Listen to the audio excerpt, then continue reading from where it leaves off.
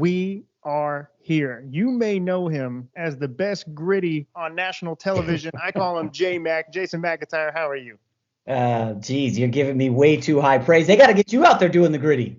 No. See, we'll start off with sticking with the NBA and then NFL. Well, I mean, NBA guys probably are going to start doing the gritty this season, right? I mean, everybody's doing the NFL. Yeah, John Morant will probably hold the title for that, would be my That's guess. right. Yeah. I would hold that. But no, you killed it. First of all, you're wearing tight fitted shirts. You're showing off the muscles. You're wearing your Jets and you're doing the gritty. So right now you're taking over national television. It's my concern. So Winning at life, yes. you are winning at life. Your Jets are winning. So I know you're a happy man. But this is an NBA preview podcast. So first of all, thank you for coming on. I've been wanting you on the podcast for some time. So to be able to learn from you in person and now have you on the show is definitely much appreciated and a huge honor. So thank you. Thank you for inviting me, and congrats on the Fox internship, man. You're blowing up, dude. I remember you. I think I met you Fox Sports Radio like 3 or 4 or 5 years ago, maybe, and an NBA draft night, I want to say, or something. I don't remember exactly, but and now here you are interning at Fox. I mean, shucks, you're gonna be taking over sooner than later, man. I appreciate that. That's certainly the plan. So I do appreciate it. But we'll start off with this. I have an interesting theory to give you. It's an analogy I have into a theory. So you can call me crazy or you may like it. Who knows?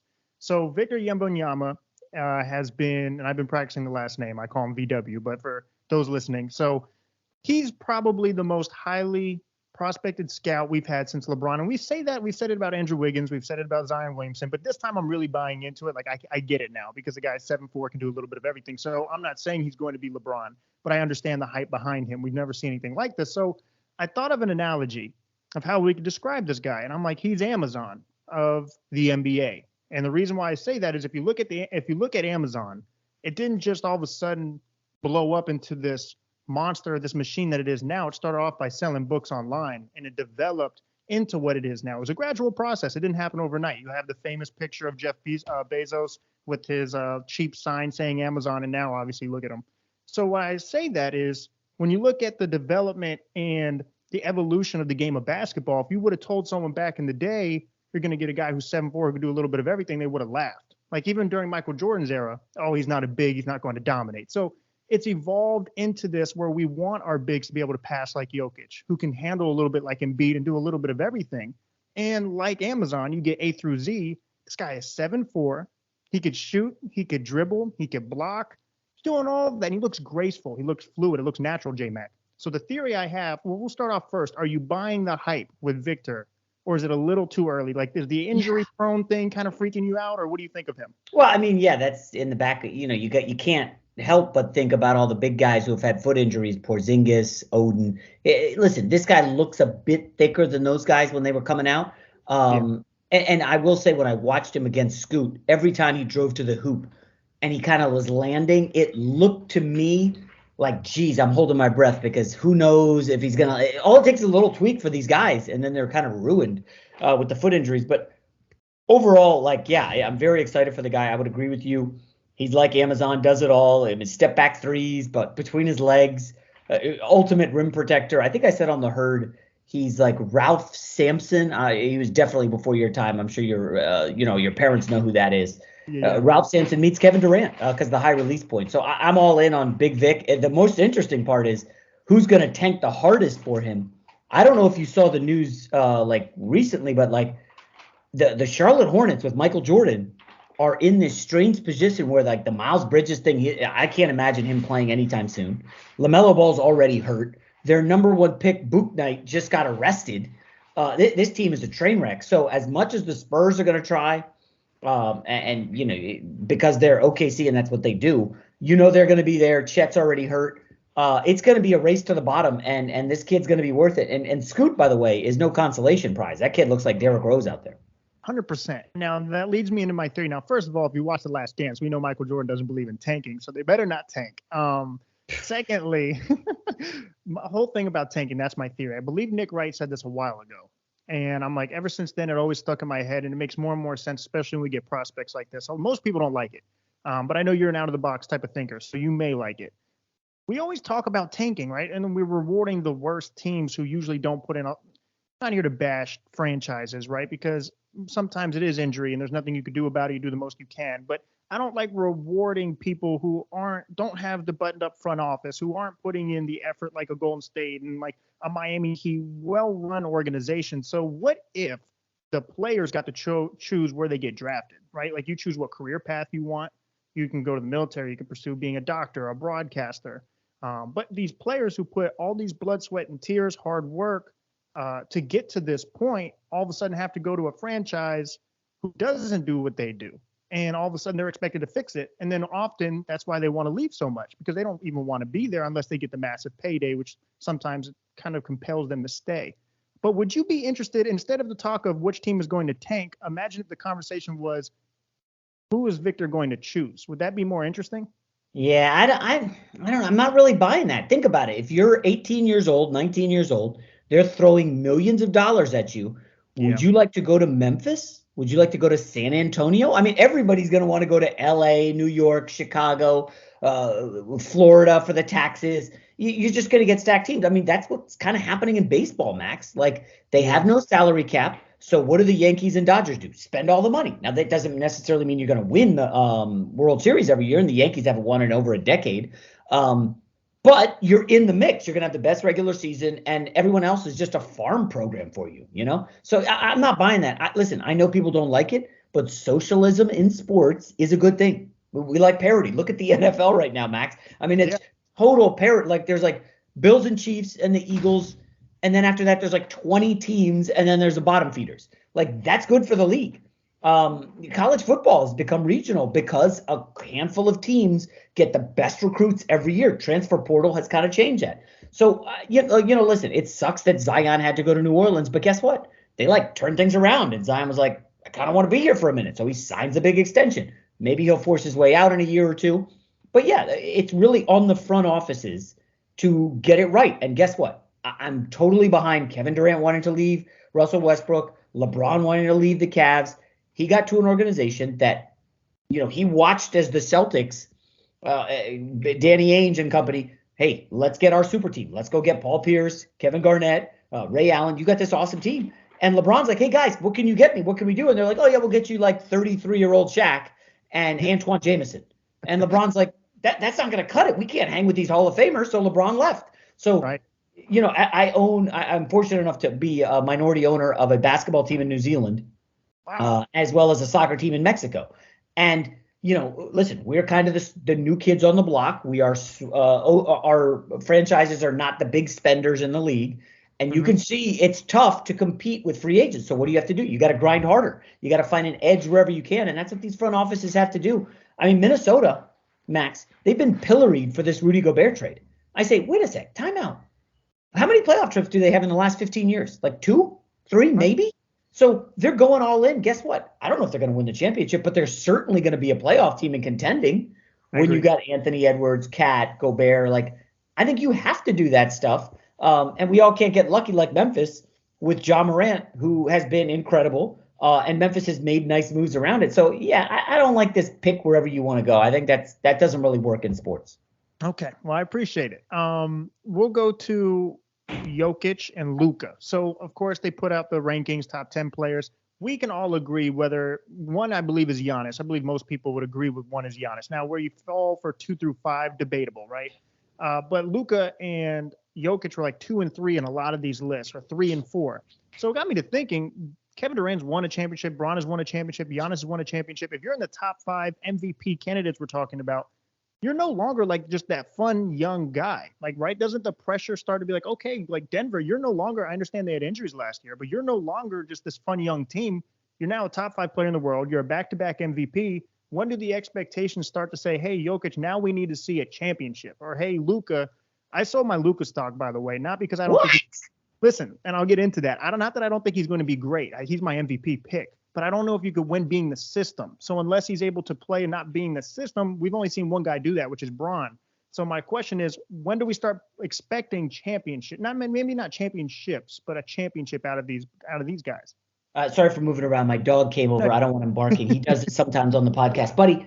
Anyways, but I want to back up, Max. I don't have Giannis as number 1. I have Luka as number 1. And I'll say this: Giannis obviously is incredible, no doubt about it. Yeah. When did he win a championship, Max? When they added Drew Holiday. Yes. Before that, they couldn't win, right? Yeah. Continual playoff outsters. Nobody in the league, Max, and I don't think you could argue this, has done more with less than Luka. He took down the number 1 seeded Suns last year, and I'll challenge you, who was the second best player on the Mavs last year? Jalen Brunson? I mean, I don't think he's been an all-star. I don't have it in front of me, but, you move Jalen Brunson to the Knicks for all the money in the world, like, we'll see what the Knicks are. I like Brunson, by the way. But, like, he was their second best player, and, like, Tim Hardaway Jr., maybe their third best. He was hurt. So I, for my money, I think nobody makes the rest of their team better than Luka Doncic. He has that magic in him. He's got that LeBron in him. LeBron famously, remember the 08 that lost to the Spurs? Like, who was the second best player on the team? Mo Williams? Ilgauskas? Like, that's the kind of talent we're talking about with Luka. So I'm shocked that you sold your Luka stock. That'd be like your friend telling you, man, I sold my Tesla stock years ago. And I was like, oof, wow, ouch, that hurts. But when it comes to Jokic, I like him, but I think back to that run in the bubble when they got to the conference finals. Mm-hmm. Who was their best player in that run? Jamal Murray. Okay, I like Jokic, and I know everybody loves him, and he's cool and funny, and he goes to Serbia and does whatever. I like Jokic. I don't think he's a top 3 player in the league. I think he's an awesome player, no doubt about it, immensely talented. I just don't think you can win with a center as your best player right now. So I have him a little down. I have Embiid like up there. Embiid might win the MVP this year because you know why? The media loves Joel Embiid. And the media, of course, loves Jokic. So it's all this groupthink in the media MVP vote. It's a little bit silly, I think, sometimes. But yeah, you couldn't tell me, Max, if you're starting a franchise, you're taking Jokic number 1. That's just that. There's no way you're not doing that. We saw Draymond Green kind of slow him down when the Warriors beat their ass last year in the playoffs. Now I know he didn't have Porter or Murray, but yeah, if I'm starting a team, I don't even know if Jokic is top 5 for me. I think for sure Luka Doncic is number 1. LeBron is a little bit old, but yeah, if you're telling me, Jason, Victor Wembanyama right now or Jokic, give me Big Vic. And this is not a knock on Jokic. That's a problem, Max. Somebody's going to take that. Oh, you hate Jokic. No, I don't. I just don't think he's like a top 3 player in the league, despite the MVPs. I think Giannis makes people better. He's amazing at both ends. Jokic is an incredible talent. That's obvious. But yeah, I'm sorry. I don't think he's, a top 3 player in the league. Let me ask you this though. Let me focus on Luka because like I said, he's my MVP pick, and I think he's amazing. I really do.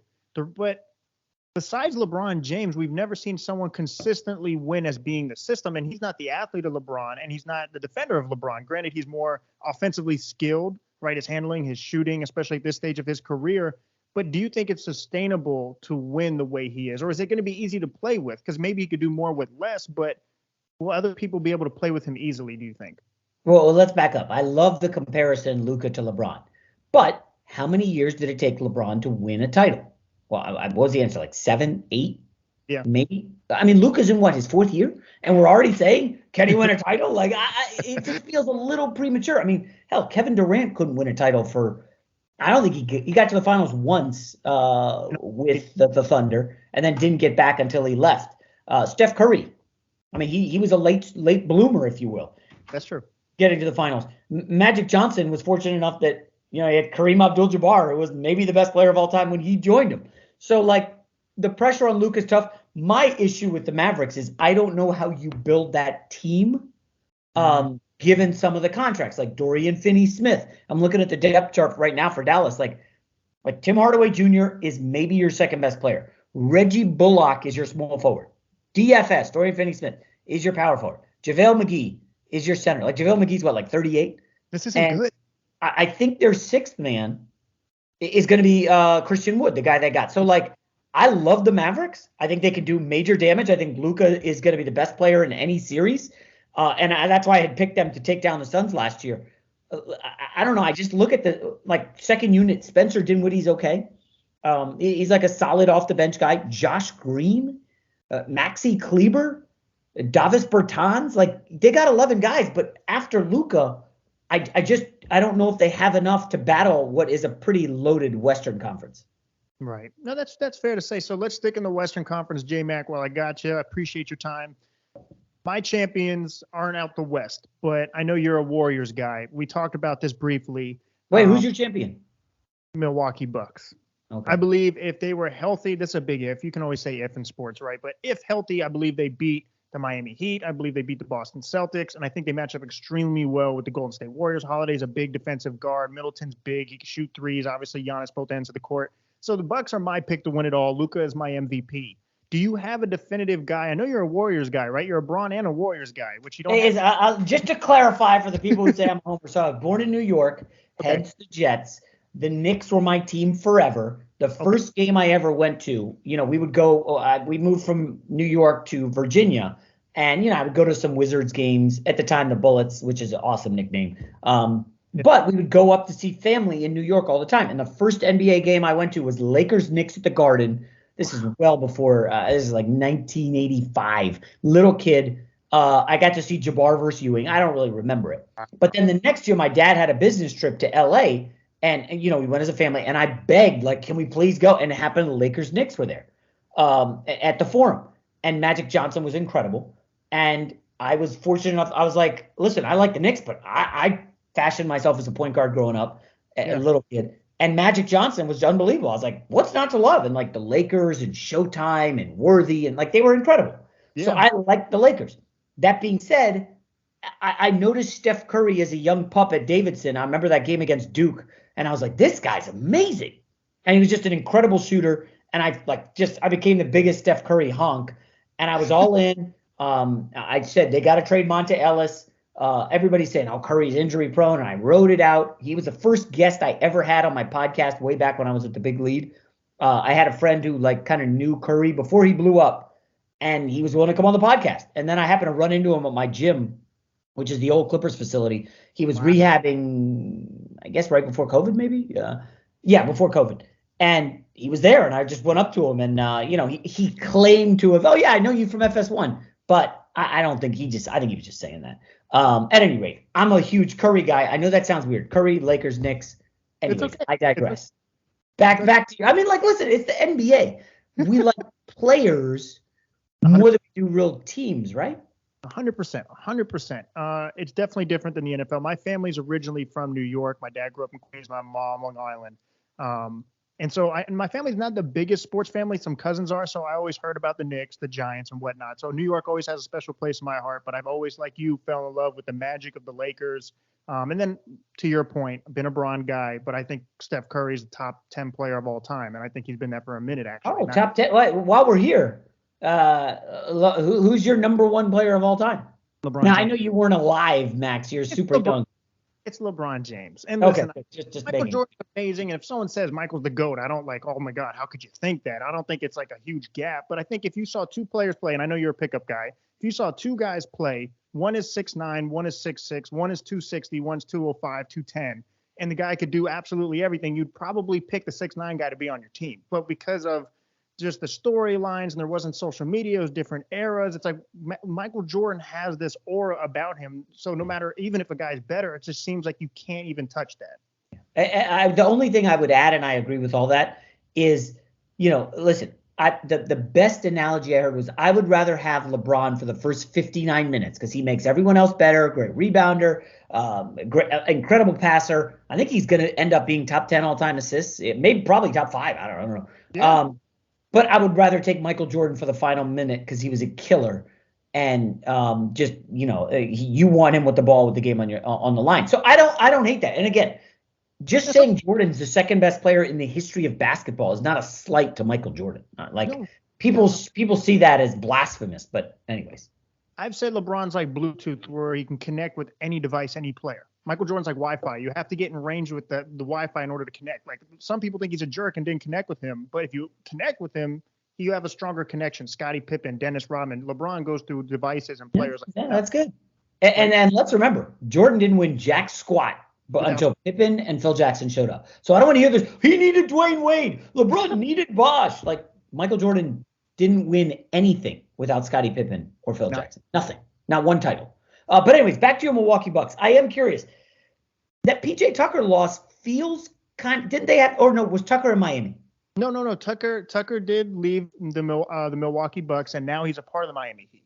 No, he's on Miami. Okay. No, I'm sorry. He's in Philly now, actually. Sixers. Right. Yes, you are right. He did go Miami, and then now he's with Philly. You have James Harden, you have Embiid, Maxi's playing out of his mind, and then you have Tucker. Yeah, I mean, listen, if you were providing me the money, I would probably take the 76ers to come out of the East. I just think, listen, and I'm not a believer in playoff Harden, and I'm not the biggest Embiid guy. But when you look and you compare rosters side by side, and you can call up the depth chart, I think the Sixers, probably 1 through 10, are right there with the Warriors. I mean, Maxey, I like a lot. Tobias Harris, give or take. But this addition of PJ Tucker, I think, is big. I think Melton coming off the bench is huge. I like Daniel House as a wing. Matisse Thybulle doesn't have to play heavy minutes now because they have a way better roster. Like Thybulle, they had to rely on last year. I'm like, the guy can't shoot. He's got no confidence. Now he's just defensive wing guy playing maybe 10 to 12 minutes a game. So I will go Warriors, Sixers in the finals, and I will go Golden State overcoming the adversity and the Draymond Green punch to win the title. Okay, you heard it from Jay. Wait, who do you have the Bucks beating? I have the Bucks and the Warriors. Bucks win. Giannis gets his second ring. It's officially his league. Your Luka takes a step behind him. But if Steph gets a 5th ring, that's an interesting conversation. And now my rebuttal to the Sixers is they've had a really good roster for a while. There's been points and times where I'm like, man, Jimmy Butler, you have Joel Embiid, Tobias Harris. So until I see, because I don't believe in the process. So not that I don't like Embiid, but like you just said, James Harden playoffs, I've already seen what that movie looks like. Joel Embiid, can he be healthy and stay? I just don't feel Doc Rivers makes the adjustments necessary in the right time. So I have to be sold on them. I'm not sold on them. So I have the Milwaukee Bucks, Golden State Warriors. I'm taking Milwaukee in like 7. Interesting. I mean, the easiest thing for the Sixers is just say Doc Rivers. I mean, I don't know if there's a bigger choke artist coach in the league. Now, listen, Doc Rivers has won a lot of games. He won a title with the guys Danny Ainge brought to build the super team. But Doc Rivers, I think, is the only coach to blow 3-1 leads in the postseason. And all he's done is underachieve. I mean, this is a team that lost to the Atlanta Hawks, who I like a lot more than anybody else, I think, in the NBA. By the way, I have the Atlanta Hawks going to the conference finals this year. I like that. I love that backcourt, dude. That's crazy. I love the Hawks. I'm really high on Trae Young. He's such a cool dude. J-Mac, I know you're a man with a plan. You got a lot going on. So before I let you go, I know people already see you on the herd. You have the Straight Fire podcast. Where can people listen to that? Where can people follow? Send angry messages, DM you, the whole 9 yards. Oh, yeah. The angry messages come almost hourly on Instagram. By the way, I'm hated in Toronto. What? Which is weird because as a kid, we would go up to Toronto. A lot of people from my mom's country came to America or Canada, and a lot of them ended up in Toronto. So we would go there as a kid. I loved the city. Great. I would go to Blue Jays games at the Skydome. I made some comments that after Kawhi won that Fugazi title with the Raptors when the entire Warriors team was injured, that the Raptors were going back to the basement where they belong because nobody cares about them. And somebody picked it up, and it was like, I was like public enemy number 1 in Toronto. Canada hates me. I think the Raptors are overvalued this year. What does everybody see in this team? Just tell me, Max. In a much better East, what the hell is up with this love for the Raptors? I don't get it. Can you explain it? I don't understand it either because a lot of people fall in love with positionless players nowadays and young talent like Scotty Barnes and Obi. You have a bunch of a young core, but at the end of the day, you don't have to overthink it. What are your eyes telling you? You don't have any stars there. And this is a star-driven league. So Toronto, I'm with you on this. I don't believe that they should have any type of, I don't want to say coverage because, I mean, Toronto is still a very popular city, popular team. But as far as when you talk about championship contenders, I'm not thinking Toronto in a couple different sentences. I'm thinking Golden State, Milwaukee, Boston, Philly. You got a lot. Give me your order in the East, 1 through 8. I go Milwaukee. I go Philly. Boston with the drama that happened, they take a step back. So I'd say Boston 3, Miami, Hawks 4, Miami 5. 6 would probably go, I'm leaving somebody out. Brooklyn Nets. Yeah, I'm not a believer in Brooklyn either, though. You don't think they're top 5? I say 5 there's a lot of drama, J-Mac. It's just that's true. Kevin Durant, I don't know if you saw the press conference. The whole press conference, it talks about I want accountability. I want culture. I want lead, like all the things that he left. And so if you're leaving, you're that guy. You're supposed to be the guy that does that. And he doesn't. Kyrie Irving's not going to take accountability. Ben Simmons doesn't being blamed. It's like, yeah, I see talent, but I just don't see leadership. So I don't buy in it. I don't think Kyrie wants to be there. I think Ben Simmons is a couple games off from blowing up his like mentally. I don't believe in. What about the Cavs? I would take Brooklyn 6, Cavs 7, and then okay. 8. So that leaves Toronto in like the 8th spot, right? Yeah, Toronto's right. probably. So how are people saying Raptors could be like 4th in the East? I mean, I've seen incredible people at major networks. Raptors, like, oh, it could look what?